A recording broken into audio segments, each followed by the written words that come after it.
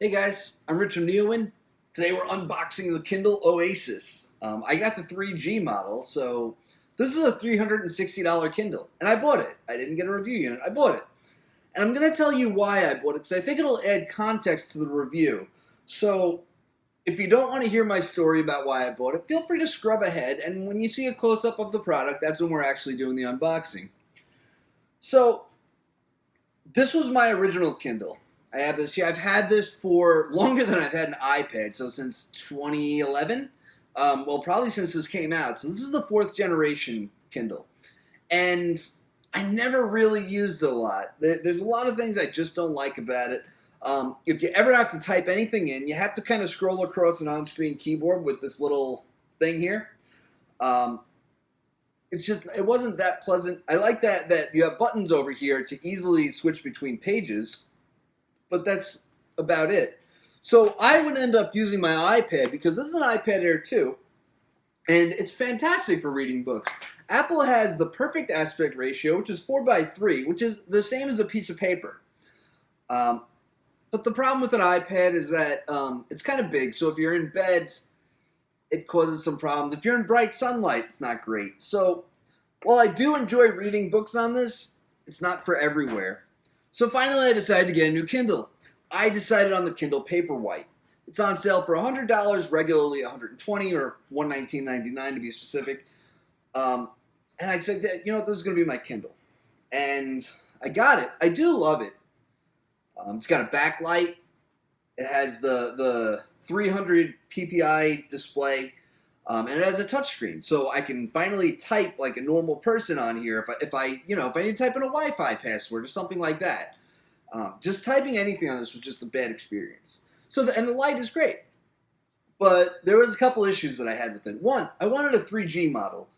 I got the Wi-Fi model, and I realized how much I would need 3G because one, I'm reading books on different devices. I also listen to audiobooks from my iPhone or from an Android phone or from a Windows phone. I'm a person who has a lot of devices. So it's important that they sync with each other. If you're not familiar with WhisperSync, it syncs the location of your Kindle book with the audiobook. It's really useful. So the cheapest 3G model will be the 3G Paperwhite. It's $170. Actually, for $160, they had the last generation Paperwhite for $160. But I didn't want that because that's 212 ppi. I wanted that new latest generation display. And by the way, it is beautiful. So the other issue that I had with this, which is really just only solved by the Oasis, is that it's hard to use in one-handed mode. You're laying on your back in bed, you're kind of trying to reach your thumb around to turn the page because all you have now is the touchscreen to turn the pages. I mean, I paid $80 for this Kindle in 2011, and I have buttons on here to change pages, but they've taken that away. And sometimes I wonder how they charge so much for these more expensive ones. And I think it's really just research and development. Are the parts really more expensive that much more expensive for the Oasis than it is for the Paperwhite? I really can't say that with authority, but it's one thing I'm curious about. Anyway, I feel like technology is something that we are very close with in our lives. I mean, your phone is the thing that you carry around with you everywhere you go and you interact with, probably more than anything else. There's no real room for compromises. So you want it to do the things that you want it to do, and if you have to pay a little more for it, you probably should, rather than kind of wishing you had a Kindle with a backlight, or and especially if you enjoy reading books, and I do. So I went for the $360 Oasis. Now, $360 gets you 3G with ads. That's the special offers as any Kindle owner is familiar with. You could pay $20. So basically, you could customize your Kindle. It's $289.99 for the Oasis. It's $70 more if you want 3G. It's $20 more if you want to remove the special offers. Personally, I don't mind the special offers. I kind of like them. I like book recommendations, and honestly, it's just a lock screen. I really don't even know what I would put there if there were no ads on it. So yeah, Amazon's leather cover.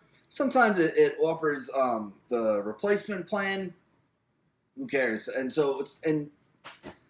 If I had any problem at all with them, I would pay the extra $20 to remove them, but I don't. So let's get this thing open. Okay, and there's the box. It's a pretty standard Kindle box. By the way, if you're wondering what kind of packaging it's shipped in, it's a crappy envelope like this one. It's very very disappointing packaging. Which, for a $360 Kindle, you would expect something a little more sturdy, I guess. But hey, it got here, and we'll find out when we open it. Hopefully, it's not broken, which I'm sure it's not. Obviously, they would replace it if it was. Amazon is good like that. So we have another box in the box. I'm guessing that this is the Kindle, but I can't say that for sure until it's the cover maybe. So yeah, it does come with a cover. If I could figure out how to open this box. All right, so we've got it open, and if this is the Kindle, it is crazy thin and light. No, this might just be the cover. Yeah, this is the cover. So the cover promises to add something like 9 weeks to the battery life. So they don't sell the cover separately. You have to get a cover if you buy this thing. There's no cheaper model that doesn't come with a cover. But it does provide battery life. So let's actually get the Kindle. I'm super excited about this Kindle. I mean, you spend that much money on a piece of technology, you're going to be excited about it. So here's the Kindle. Now, in the box, we have a USB cable. We have a little Amazon card. But keep in mind, all we get is the USB cable, which is something that I find incredibly frustrating. All right, there is no power adapter. And Amazon does this a lot. They just give you the USB cable, and that's all there is to it. And honestly, most of these devices, they want you to they tell you to use the power adapter that came with the device, the cable that came with the device, and then Amazon doesn't even send you a power adapter. I mean, I have lots of USB power adapters, but sometimes you want to use the one that comes with the device. So here it is, right? This is crazy thin. It's going to be super comfortable to hold, super comfortable to change the page. I always wonder, I mean, because it has an accelerometer. So if you're right-handed, you can hold it like this. If you're left-handed, you can hold it like this. And I wonder if it would stand up. No, it doesn't seem to want to stand up. That was one reason I thought that this edge would be perfect like this. If you could just stand it on a table like that, but that's not what it's for. Kind of sucks. But anyway, let's turn this thing on and set it up. It should be set to my account already. Ooh, the button's on the top, which is new for Kindle, at least that I've tried. I've never tried a Voyage. So I'm pressing the power on. There we go. It's coming on. By the way, there's a very even backlight.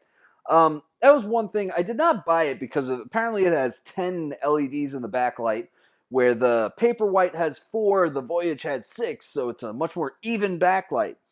I did not buy it for the backlight because in my Paperwhite here that I bought, which I am going to return, I was asking myself, like, what is wrong with this backlight that I would need anything better than that? I don't see it.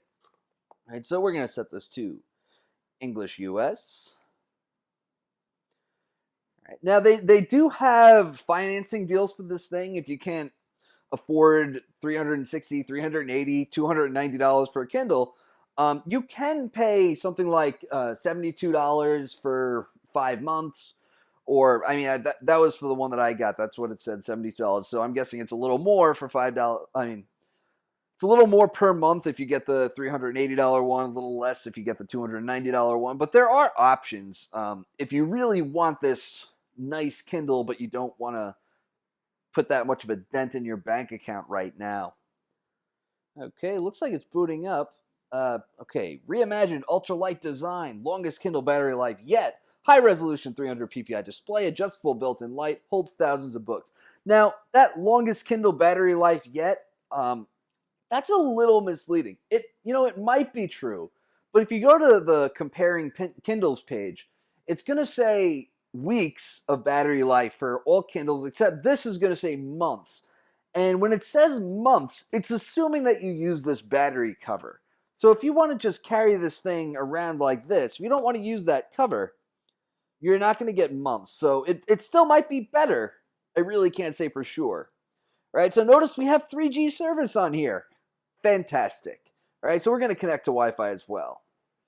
All right, the password is 123456 9. Right? So, most people use 123456 7. So I skipped right over 8 and I went straight to 9. No one's going to guess it. Don't tell anyone. All right, so you can use a different account if you want. I'm going to continue to set up on my own account. All right, so we can link Facebook, we can link Twitter, and we'll do that. Now, it is a little frustrating that I had to do that because I did that on the Paperwhite, and I would hope that these things would sync to my account. But, it's nice that it comes pre-signed in, and all Amazon products do come pre-signed into your Amazon account, which is just fantastic. Android devices don't do that. iPhones don't do that. Windows phones don't do that. So it's nice that one does. Toolbar at the top of the screen will help you navigate your Kindle. Home and back. Yeah, quick actions. It's really the same setup as the Kindle Paperwhite that I have. If you have an old Kindle like I have, which, by the way, this 4th generation Kindle seems to be the most common Kindle that I see out there. Really seems to be the time that everybody was just buying Kindles. This is going to be an all-new setup to you because this whole thing, you got to get used to that, because when you go into a book, right, well, let's go to my library. It's taking a little while to set up. Yeah, so this thing is kind of going haywire right now. That happens with any device when you first set it up. If you try to actually do something, it starts giving you alerts and messages. You can do this, you can do that.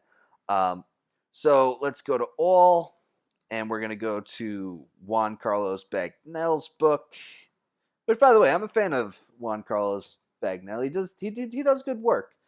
If you're not familiar, if you're into cameras and camera technology, you should definitely check out his work. All right, so we're going to open this. All right, finally opened. So you notice that there's no controls on the display at all. All you see is the page. So if you type, if you on a smartphone or something, you would tap on the screen and then those controls would appear. That's not going to happen here, right? That's going to bring you to the previous page. That's going to bring you to the next page, right? So you've turned your first page.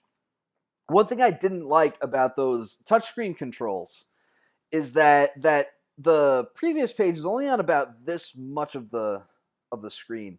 If you want to get to those controls, you have to tap up here, and you kind of have to know what you're doing to use it. So tap on the left side of the screen to go back a page. See, and that shows you how it's divided. To page forward in a book, press the top button and the previous. So yeah, I'd love it if you can reprogram these buttons to choose which one goes forward and which one goes back. Tap the top of the screen to display the toolbar.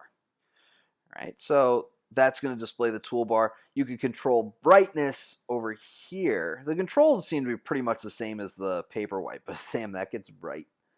So let's go back, and now we have these physical buttons here, which is really, really nice because you want to hold it with one hand. If you're in bed, you can just hold it like this, and you can read your book, and it works.